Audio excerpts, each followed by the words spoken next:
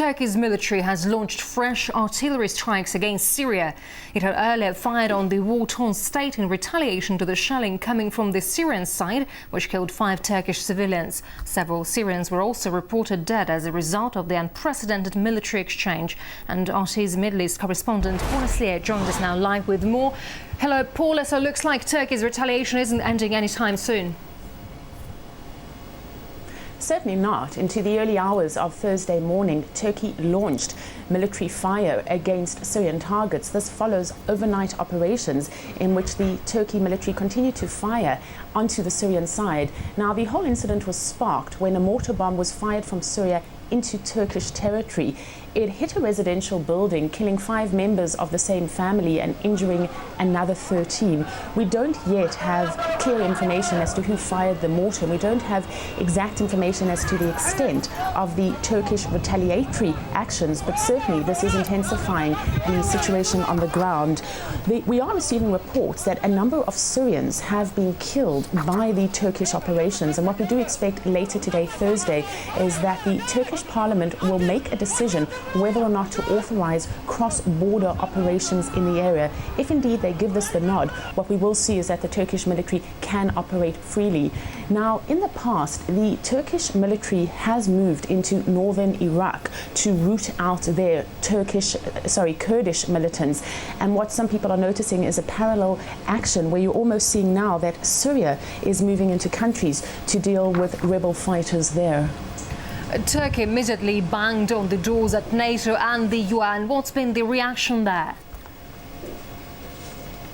Turkey certainly wasted no time in going on the defensive. It immediately contacted NATO as well as the United Nations. It called this an abominable act and has urged the international community for immediate action.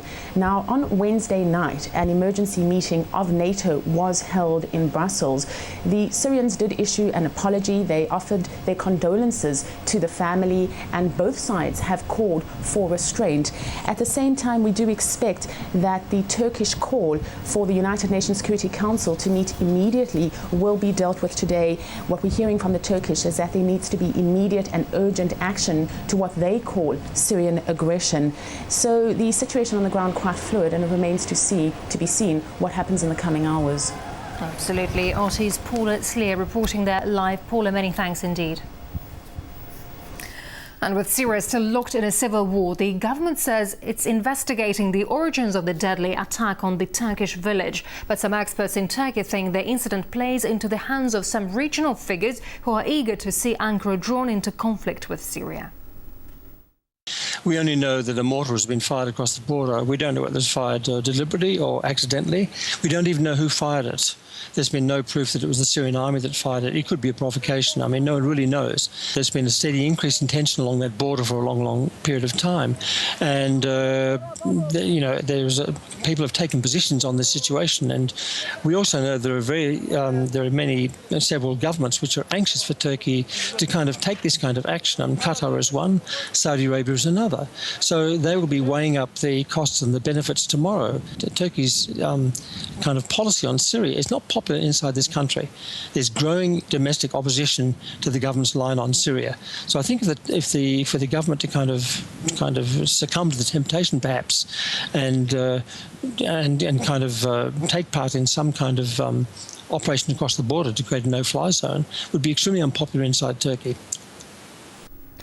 The exchange of fire on the Turkey-Syria border comes in the wake of a spate of terror attacks ripping through the conflict-torn country's largest city. Around 40 people have been reported killed and many more injured after a series of car bomb explosions in central Aleppo. The attacks took place in a government-controlled area and apparently targeted a nearby military and administration buildings. An al-Qaeda-linked rebel group has claimed responsibility for the attacks, which have become increasingly frequent across Syria. And RT managed to discuss the ongoing situation with Iraqi Prime Minister Nouri al-Maliki.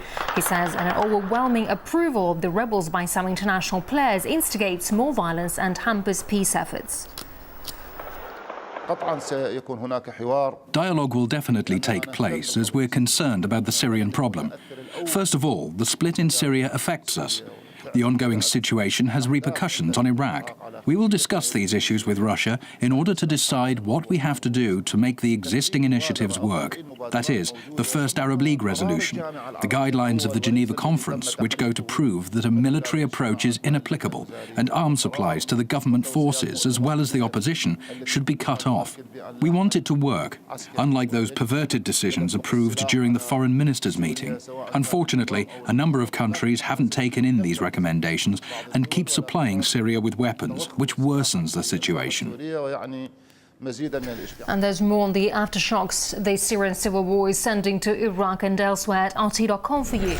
And also there you can find analysis and first-hand reports from Syria and its neighbour states and share your views on the turmoil.